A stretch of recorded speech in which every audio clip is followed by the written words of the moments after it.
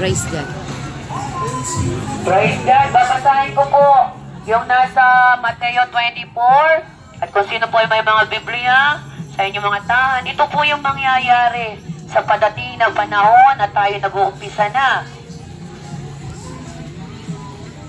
Sabi po sa Mateo 24, makinig po ha, tungkol sa pagkawasak ng templo. Sabi doon, mga kahirapan at pag-uusig na darating. Habang si Jesus ay nakaupo sa bundok ng mga olibo, palihim siyang tinanong ng kanyang mga alagad, kailan po ba mangyayari ang mga sinasabi ninyo? Ano po ba ang magiging palatandaan ng inyong muling pagbarito at ng katapusan ng mundo? Sumagot si Jesus, mag-ingat kayo upang hindi kayo mailugaw ni numan. Maraming paparito sa pangalan ko at magpapanggap na sila ang Kristo. At marami silang maililigaw. Makakarinig kayo ng mga labanan at makakabalita ng mga digmaan sa iba't ibang dako. Ngunit huwag kayong mabahala dahil talagang mangyayari ang mga iyon, bagamat hindi pa iyon ang katapusan ng mundo. Maglalaban-laban ang mga bansa at gayon din ang mga kaharian. Magkakaroon ng tagutom at lilindol sa maraming lugar. Ang lahat ng mga ito'y pasimula pa lamang ng mga paghihirap na tulad sa isang babaeng nanganganak. Makinig ang may tainga, makinig ang may pandingig habang nakakarinig pa tayo ng salita ng Diyos. Pagkatapos ay kapupuutan kayong lahat dahil sa inyong pagsunod sa akin. Isasakdal kayo upang pahirapan at patayin. At dahil dito ay marami ang tatalikod sa kanilang pananampalataya. Mabubuot sila at magtataksil sa isa't isa. Marami ang magpapanggap na propeta at ililigaw ang mga tao. Lalaganap ang kasamaan, kaya't manlalamig ang pag-ibig ng marami. Ngunit, ang mananatiling tapat hanggang wakas ang siyang maliligtas. Ipapangaral sa buong sanlibutan ang magandang balitang ito tungkol sa kaharian ng Diyos upang magsilbing patotoo sa lahat ng mga bansa at saka darating ang wakas. Makinig po ang may tenga. Ito po yung mga mangyayari sa padating na panahon at marami nang natutupad sa mga nakasulat sa Biblia. Ito pa po, ang kasuklam-suklam na kalapastanganan. Kapag nakita ninyong nagaganap na sa dakong banal ang kasuklam-suklam na kalapastanganang tinutukoy ni Propeta Daniel, unawain ito na nagbabasa. Ang mga nasa Judea ay dapat nang tumakas.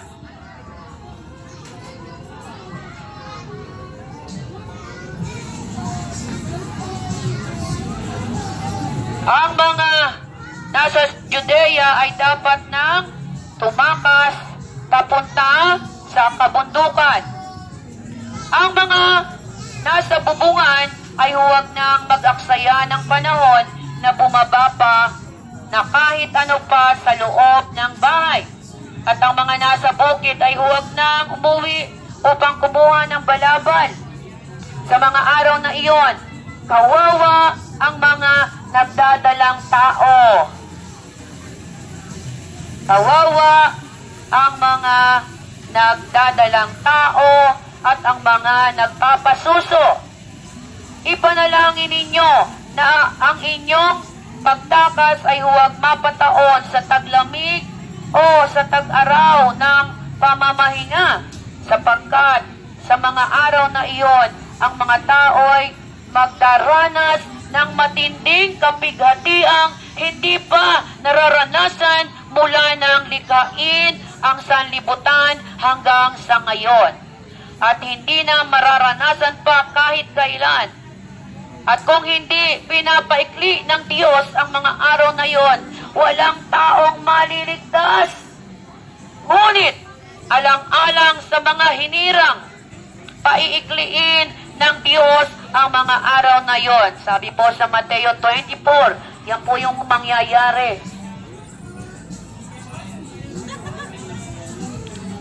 Sabi pa po dito, kung may magsasabi sa inyo na narito si Kristo o naroon siya, huwag kayong maniniwala, sapagkat may lilitaw na mga huwad na Kristo at mga huwad na propeta.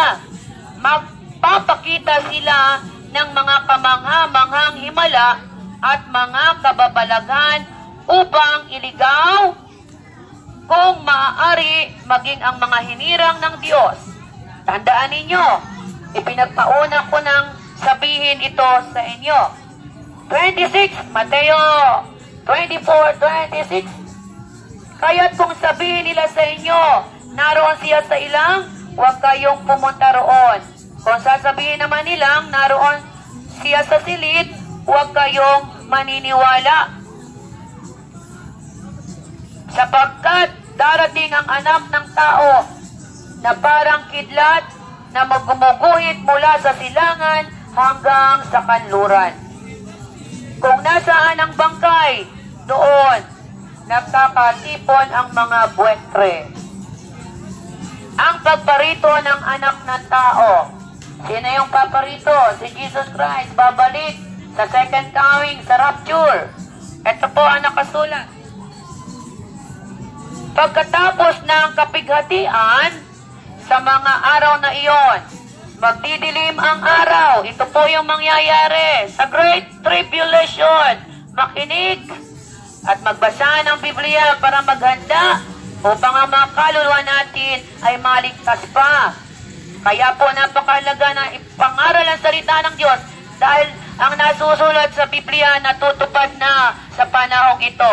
Open your eyes. Tingnan nyo ang nangyayari sa paligid. Kung may mga fake news, pero itong nakasulat sa Biblia, hindi ito fake news. Ginagaya nga ito. Nandito nakasulat lahat, yung malalaking lindol na mangyayari sa great tribulation, yung maiiwanan sa rapture, ang daranas ng ganitong kahirapan. Kaya kung hindi tayo aware, ang buhay dito sa mundo pansamantala. Akala po natin, dito tayo, no, we are temporary here on earth. Sabi nga nung iba, dahil sa sobrang init, ang mundo ay nakakaranas na, sabi ng iba, ang hell, ang impyerno, andito na sa lupa. Dahil sa sobrang init ng panahon. Ito, ang pagparito ng anak ng tao. Pagkatapos ng kapighatian, sa mga araw na iyon, magdidilim ang araw. Hindi na magliliwanag ang buwan, malalaglag mula sa langit ang mga bituin, at mayayanig ang mga kapangyarihan sa kalawakan. Mangyayari po ito, padating po ito. Kailangang matupad ang nasusulat sa Biblia para makabalik si Jesus Christ sa second coming. Sabi doon, Mateo 24:30, pagkatapos, lilitaw sa langit ang tanda ng anak ng tao at mananangis ang lahat ng mga bansa sa daigdig. Makikita nila ang anak ng tao na nasa alapaap at dumarating na may dakilang kapangyarihan at kadakilaan. Sa hudyat ng malalakas na tunog ng trompeta, susuguin niya ang kanyang mga anghel sa apat na sulok ng daigdig at titipunin nila ang mga hinirang mula sa lahat ng dako. Sabi dito, unawain ninyo ang mga aral mula sa puno ng igos. Kapag ang mga sanga nito ay umuusbong na at nagkakadaw na, alam na ninyong malapit na ang tag-araw. Gayon din naman, kapag nakita ninyong ang lahat ng ito, malalaman ninyong malapit na siyang dumating. Halos naririto na ang mga signal o sign ng pagbabalik ng Panginoong Jesus. Pero maraming tao natutulog enjoy na enjoy sa mundo. Akala yung init na nangyayari ay ano lang, bunga lamang ng kung ano. Pero hindi natin namamalayan, yan pala ay nakasulat sa Biblia. Kaya tayo ay pinaghahanda na yung ating mga kaluluwa ay maligtas din naman. At sabi dito, basahin pa natin, gayon din naman, kapag nakita ninyo ang lahat ng ito, nalalaman ninyong malapit na siyang dumating, tandaan ninyo, magaganap ang lahat ng mga ito bagong maubos ang salinlahing ito. Lilipas ang langit at ang lupa, ngunit ang aking mga sinasabi ay tiyak na mananatili. Walang nakakaalam o araw o oras. Sabi dito sa Roma, sa Mateo 24:36, ngunit tungkol sa araw at oras na iyon ay walang nakakaalam. Kahit ang mga anghel sa langit o maging anak man, ang Ama lamang ang nakakaalam ito. Ang pagdating ng anak ng tao ay tulad noong panahon ni Noe. O sino po ay nakakaalam ng istorya ni Noah? Babalik po ang Panginoon sa time ni Noah. Ang mga tao ay busy, nagkakainan, nagpa-party, hindi na malayan yung baha, umulan ng mulan, yung mga hayop, yung pamilya ni Noe, umakyat doon sa malaking barko, at yung pamilya lang ni Noah ang naligtas. Why? Busy yung mga tao, busy sa paligid. Hindi nagbabasa ng Biblia, walang pakialam sa mundo. Kaya nung dumating yung baha, ang daming namatay. So sa panahon natin, anong nangyayari? Dahil sa sobrang init, ang dami po na natutumba, nabubuhal. Nabalitaan niyo po ba yung mga kabataan? Anong lugar yun na sila ay natumba sa sobrang init? Ang dami pong nahihit-stroke. Ang hirap pong mamatay nang walang Kristo, diretso sa impyerno, the Bible says. Kaya po nandito kami kasi mahal kayo ng Panginoon. At ayaw na ayaw ng Panginoon, yung kaluluwa mo ay mapunta sa impyerno. Kaya po kami ay nagbabahagi ng pag-ibig ng Diyos. Dahil yung pag-ibig ng Diyos, si Jesucristo, yun ang tagapagligtas natin. Hindi po reliyon, kahit anong reliyon ang pasukan mo. No religion will save you. Only Jesus Christ. Si Jesus Christ lamang ang magliligtas ng iyong kaluluwa kapag tayo ay nanampalataya ng buong puso sa Kanya, mabubuhay ang iyong kaluluwa. Sabi pa dito, sa Mateo 24:37, ang pagdating ng anak ng tao ay tulad noong panahon ni Noe. Nang mga araw na iyon, bago bumaha, ang mga tao ay nagsisikain, nagiinuman, nagsisipag-asawa, hanggang sa araw na pumasok si Noe sa barko. Hindi nila namalayan ang nangyayari hanggang sa dumating ang baha at tinangay silang lahat. Gayon din ang mangyayari sa pagdating ng anak ng tao. Sa panahong iyon, may dalawang lalaki na nagtatrabaho sa bukid. Kukunin ang isa at iniwanan ang ikalawa. May dalawang babaeng nagtatrabaho sa gilingan. Kukunin ang isa at iniwanan ang ikalawa. Kaya't maging handa kayo dahil hindi ninyo alam kung kailan darating ang inyong Panginoon.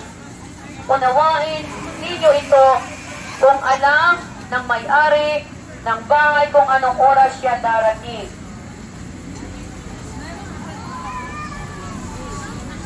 sa gabi.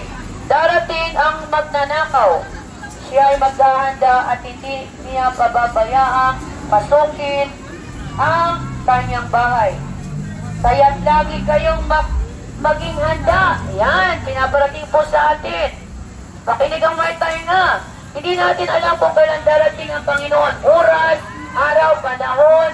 Pero sabi dito ay, lagi kayong magsipaghanda.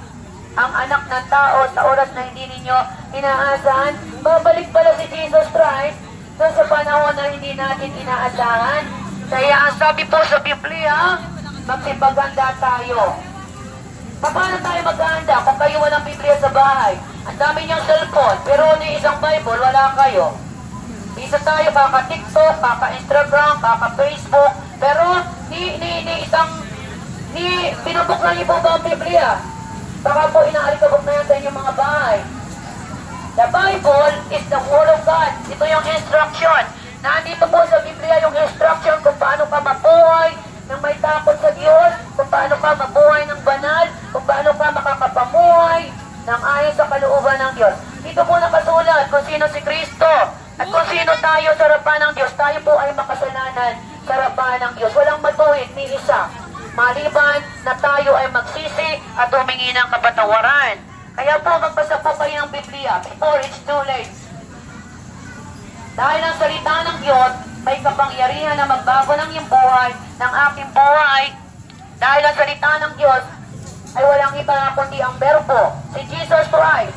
Sabi sa John 1:1, ang salita ay nasa Diyos, ang salita ay ang Diyos, at ang salita ay bumaba sa lupa para ibigay ang kanyang buhay sa iyo at sa akin. Kaya maliwanag po ang nasusulat sa Biblia. Sabi dito sa Mateo 24:45, basahin ko ulit. Dapat palaging maging handa. Sino ang tapat at matalinong alipin?